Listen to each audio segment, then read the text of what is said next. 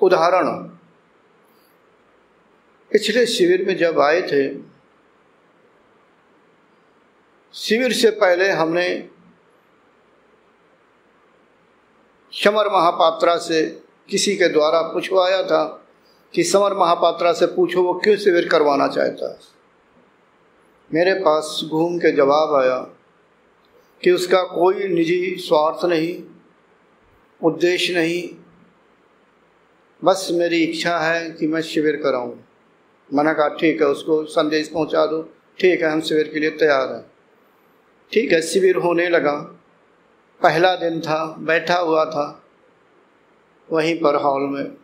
इसी तरह मेरे पास समर महापात्रा आए, वो कहा गुरुजी आप हमारे ऊपर शक्तिपात कर दीजिए, मैं अपनी कुंडलनी जागृत करवाना चाहता हूँ। शायद ये भी कहा था, लेकिन शक्तिपात के लिए कहा। गुरुजी मैं कई साल हो गए, मैं इसी क्षेत्र में मैंने बहुत घूमता रहा। पहले कभी मुझे नहीं मालूम, शायद उसने कुछ साल बताए, मुझे सही याद नहीं, मगर मुझे कुछ नहीं मिला, ऐसे ही कुछ कहा। मैंने कहा समर महापात्रा तुम्हें याद है कि हमने पहले क्या कहा था कि क्या कोई स्वार्थ है? अगर है तो हम ऐसा कुछ नहीं करेंगे। कही जी गुरुजी। हमने कहा समर हम तुम पर शक्तिपात नहीं करेंगे। बेचारा दुखी सा हुआ, वापस अपनी जगह बैठ गया। मैं मुस्कुराया, लेकिन जब शक्तिपात कर रहा था तो सबसे ज़्यादा मैंने समर महापात्रा पर शक्तिपात किया। 2 बार, उसकी पत्नी पर 1 बार। उन दोनों को अब बहुत अच्छे अच्छे अनुभव आ रहे हैं और उनकी ध्यान शुरू हो गया है, शायद परिश्रम भी कर रहे होंगे। कई बार संदेश भेजा मगर मैंने उत्तर नहीं दिया।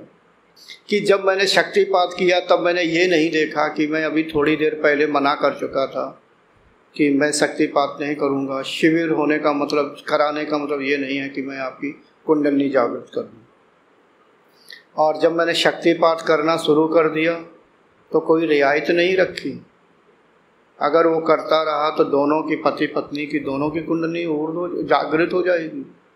जैसे मैंने यमुनानगर में कहा था, वो एक साधिका क्रोध में, गुस्से में, क्योंकि मैंने स्वीकार नहीं किया उसका, जो भी उसने कहा कि मैं आपके सानिध्य में कुंडली जागृत करना चाहती हूँ।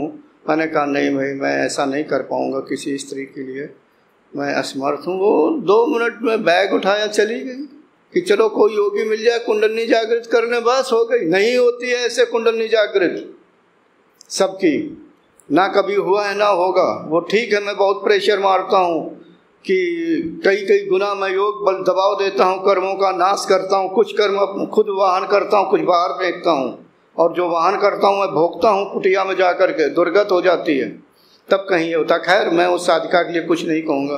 अगर वो रुकी रहती तो निश्चय था कुंडली जागृत होगी, क्योंकि मैंने दूसरे दिन अन्य लोगों की कुंडली जागृत की।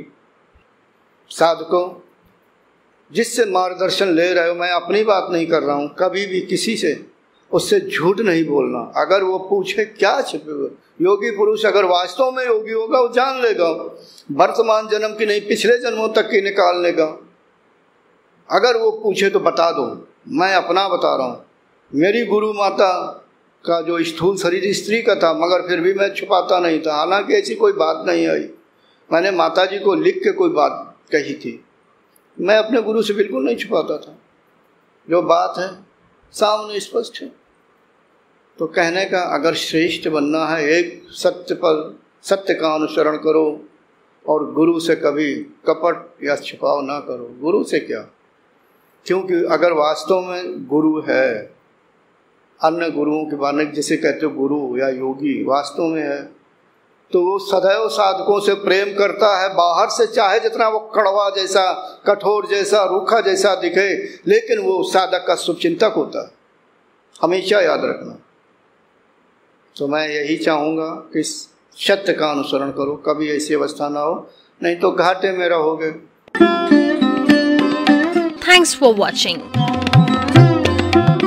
Remember to like, comment and subscribe.